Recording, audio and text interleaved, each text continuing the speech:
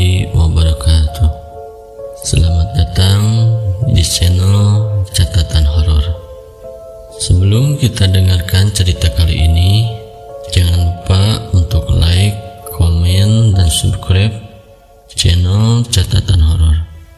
Dan untuk cerita kita kali ini, kita bacakan dari akun Facebooknya Ratna Dewi Lestari dengan judul Gadis Berbaju Pramuka. Bagi sahabat yang punya pengalaman dan ingin kami bacakan ceritanya, boleh menghubungi kontak admin kami. Dan untuk sahabat yang ingin membaca langsung cerita ini, bisa klik linknya di kolom deskripsi. Jangan lupa juga nyalakan loncengnya agar tidak ketinggalan cerita selanjutnya. Baik sahabat, langsung saja kita dengarkan cerita horor kali ini.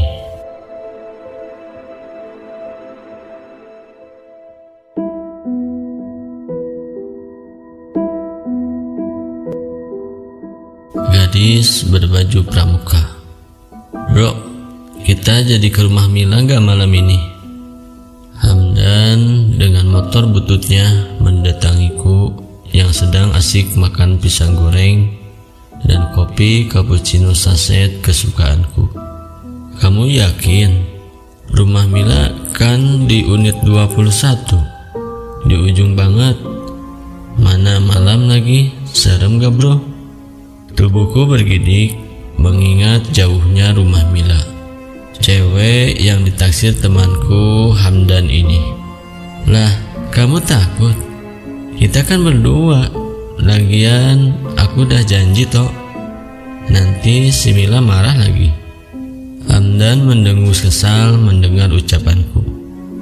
Aku terdiam. Rumah kami dan Mila memang sangat jauh. Setiap unit dibatasi oleh kebun sawit yang cukup luas. Tempat tinggalku berada di unit 4, masih ramai dengan rumah warga. Sedangkan rumah Mila terletak di ujung unit 21 dari 22 unit yang ada.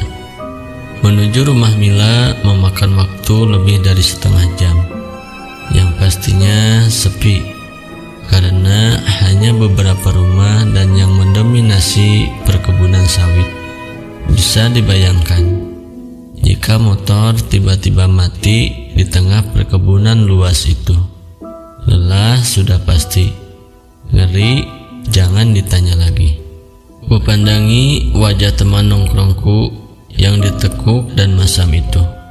Kenapa harus sama aku sih?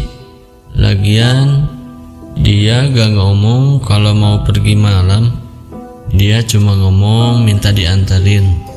Kalau tahu malam begini, aku mah ogah. Hayolah. Dengan terpaksa, akhirnya ku ikuti kemauannya. Sambil menyeruput sisa kopi dan mencomot satu gorengan pisang lagi, aku pun naik ke motor Hamdan. Meskipun terselip perasaan tak enak dan sedikit gusar. Sembari bersenandung, Hamdan mengendarai motornya dengan kecepatan cukup tinggi, menerobos kegelapan malam di antara pepohonan sawit. Semakin masuk ke dalam, semakin sepi dan kendaraan hanya tersisa motor kami saja. Padahal waktu baru menunjukkan pukul 8:30 malam. Penerangan semakin lama semakin minim. Hanya sorot lampu motor butut Hamdan yang menerangi perjalanan kami yang terasa sangat lambat. Tiba-tiba tengkukku meremang saat hembusan angin terasa kuat menerpa bagian belakang tubuhku. Tolong. Lirih terdengar suara minta tolong. Aku mulai gelisah. Suara siapa itu? Di antara pepohonan sawit yang menjulang dan berderet ini, apa mungkin ada orang? Hamdan, panggil memanggilku. Ia cuma menjawab dengan deheman saja. Ada suara minta tolong. Ham, mau nolongin gak? Ucapku khawatir. Di tempat begini mana ada orang yang minta tolong. Bro, mungkin suara angin, jawabnya cuek. Aku bergeming. Namun sejurus kemudian pandanganku terarah pada barisan sawit di sepanjang jalan. Benar kata Hamdan, tempat gelap dan sunyi seperti ini mana ada orang yang minta tolong. Astaga, tiba-tiba ku dengar Hamdan berteriak dan motornya pun berhenti seketika. Apa bro? Kenapa berhenti? Tanyaku. Gak tahu bro, aneh, motorku tiba-tiba mati tukasnya. Aku lalu turun dan berdiri di sampingnya, sedangkan Hamdan mulai mengecek kondisi motornya. Tiba-tiba ku dengar bunyi langkah kaki yang terdengar sayu di antara pepohonan dan gelapnya kebun sawit yang semakin mencekam karena tak ada penerangan.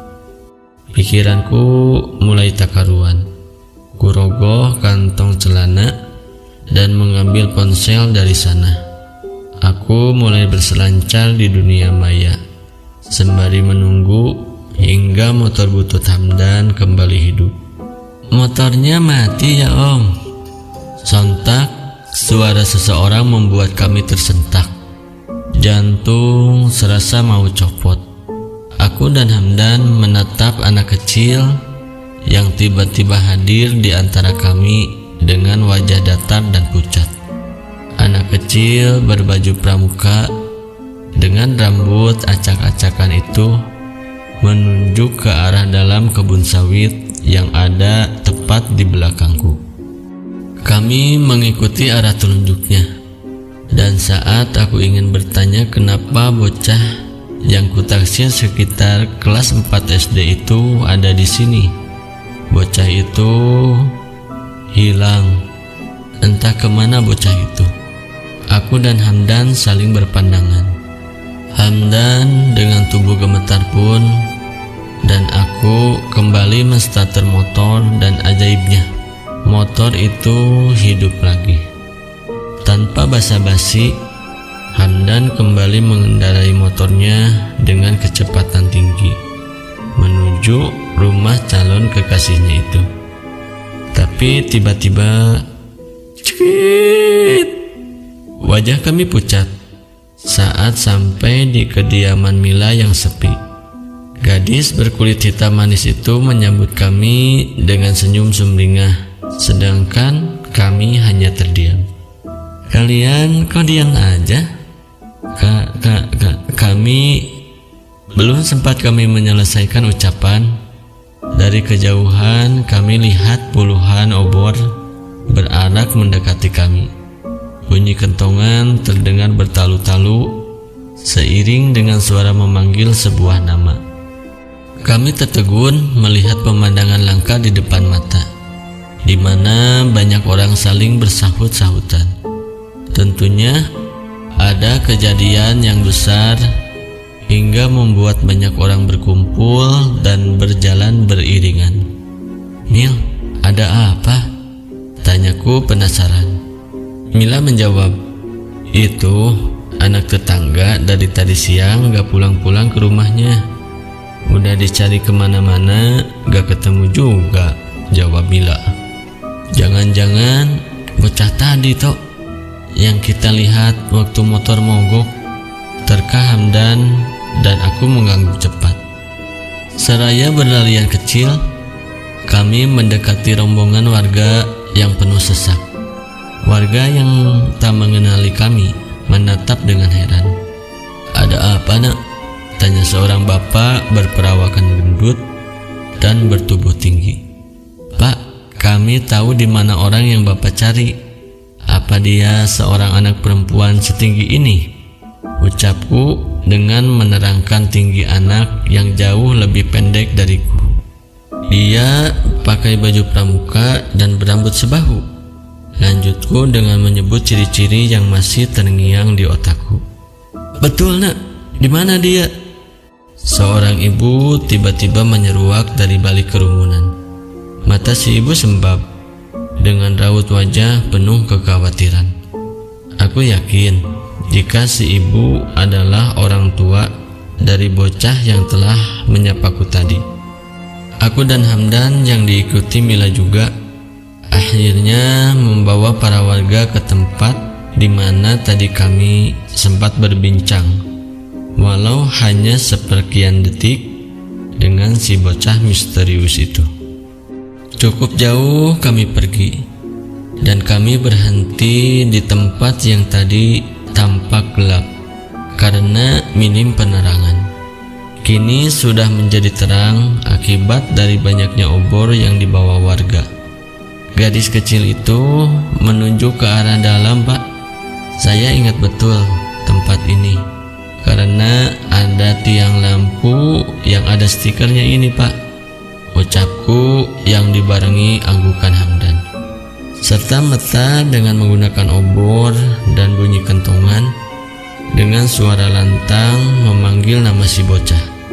Warga menelusuri perkebunan sawit secara terpisah, dan aku pun ikut di rombongan yang sama dengan Hamdan dan Mila. Lalu tiba-tiba, "Pak RT, ini Dipa!" Mendengar teriakan dari salah satu warga, kami serentak mencari asal-muasal suara. Aku yang berada paling belakang mendengar sesenggukan dan tangis histeris dari suara perempuan. Perlahan aku menyibak kerumunan dan lututku rasa lemas. Berikut juga Hamdan. Gadis kecil itu penuh darah dengan usus terburai. Wajahnya tampak tersiksa dan pucat. Tubuh kaku itu setengah telanjang dengan rok pramuka yang terbang entah kemana. Dengan diselimuti oleh jilbab panjang, si ibu yang tadi menanyaiku meraung tepat di samping jasad yang terbujur tak bernyawa. Aku bergeming, rasanya tak percaya dengan apa yang terjadi padaku saat ini. Jika ini adalah mayat dari bocah itu, lantas siapa yang tadi menyapa kami? Hari berganti hari, sudah seminggu sejak kejadian itu. Aku dan Hamdan dikejutkan dengan berita tertangkapnya seorang pemuda sadis yang bekerja di kebun sawit. Dia yang sudah memperkosa dan melenyapkan nyawa si bocah tanpa belas kasihan saat ia pulang dari sekolah. Suasana sepi membuatnya leluasa berbuat tega pada si gadis malang. Aku mendengarkan dengan hati yang teriris. Sebuah doa tersemat dalam hati. Semoga si gadis berbaju pramuka itu tenang di surga, dan si pemuda mendapat balasan yang setimpal.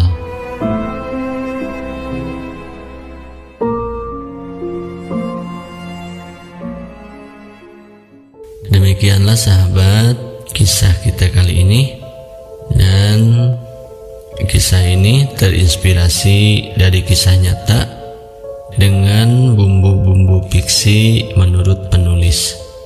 Terima kasih sudah mendengarkan channel Catatan Horor. Sampai berjumpa lagi di cerita berikutnya.